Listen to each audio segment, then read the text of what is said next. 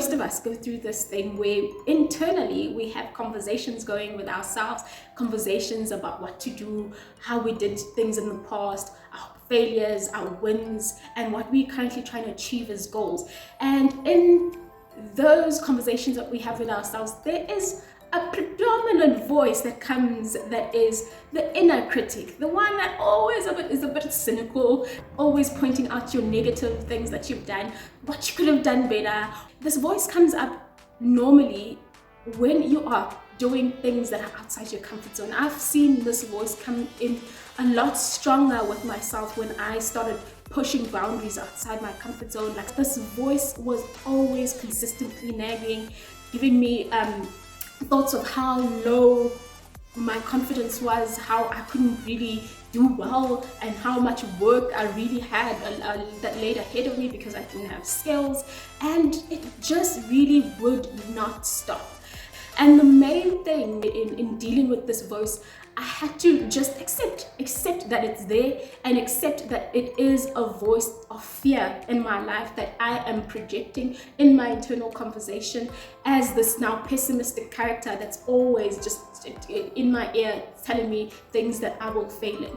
And when you accept that it's there and it is a part of who you are, and that part of you is the part of you that is really in fear, it lets you know that it's okay. It's okay. It's part of you that is really in foreign territory, like I said, and it is a part of you that is really scared and wants to go back into comfort. So when you understand that there's an underlying sort of tone in it that is fear-based, you get to understand it's actually a little baby that is just trying to get by in a foreign land where it just wants to go back to what it knows. And the more that you understand the fear, the more that you become gentle with this voice and just come at it with a motherly love. That's what I had to do. I had to come at it with a motherly sort of frame and just say, it's okay. We're doing this. Either way, I know you have my best interest at heart. I know you want me to you want to shield me from certain failures that I might have, and certain rejections that I might have in these territories that I'm going into. But we're doing this, and it's okay. And we're doing it fearfully, as we are here in fear. But we're going to learn from this, and we're going to learn the best way we can. So having that sort of conversation and discovering what sort of fear and what sort of voice your inner critic has will have you going deep within it and having a gentle and compassionate conversation with that. Number two, I used to challenge it. Whenever it comes up, I would challenge what it's saying, because it would be opinions, but it would voice the opinions as fact. And the more that I was able to listen to what it's saying and step outside and step outside the voice and disassociate myself with the voice so that it stands on its own, and I am able to now look at it and say, no, but this is not true. That's when I saw a shift as well of it stated something as fact, and I countered that voice and I challenged it with a different version and a different opinion to the situation than what it is telling me now. Because it likes to make things concrete, it likes to make things seem factual, when actually it's just an opinion of what could be going on in a situation. This do with me. So when you step back from the voice and you start viewing it from a bit of a distance, you get the opportunity to start slowly challenging what it's saying with something that is an opposite, which could be true as well, which is also quite rational, because it's stating an opinion as a fact, but you're coming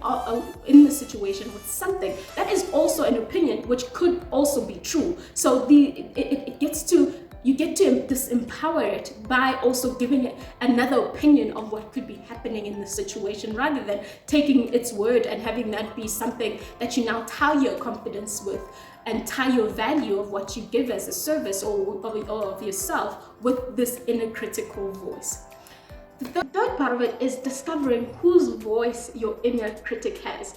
You have to admit, the voices in our head, if you really try to do an investigation, you will see that these voices really have different sort of tones to them that are influenced by the people that we grew up around, be it your mother, be it your father, be it your critical aunt, be it your uncle with high moral standpoints of Christianity that says don't wear certain things because they make you seem like a loose girl, all of those tie into the formation of the voice in your head. So when you step back and try to note the voice, you will now get this opportunity to see whose tone does this voice have. And when I looked at my voice, the tone that my voice used to have was a tone of just societal standards of this must be what is done. A Christian girl does this. A really good girl does not do certain things. And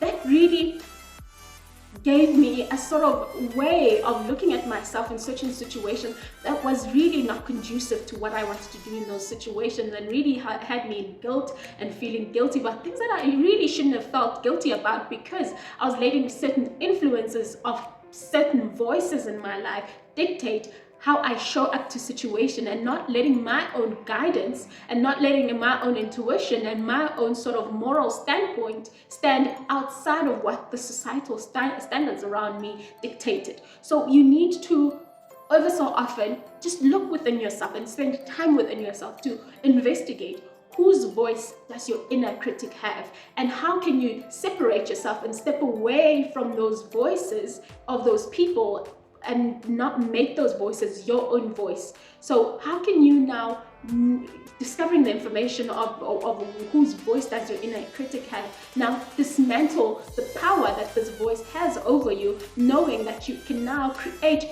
your own voice as to what it is that you can do with your life, what it is that is deemed moral to you, and what it is that is deemed success for you, defined by your own standards, by your own criteria, and not other people that are outside of your life and are trying to now impress their own way into how you show up in the world.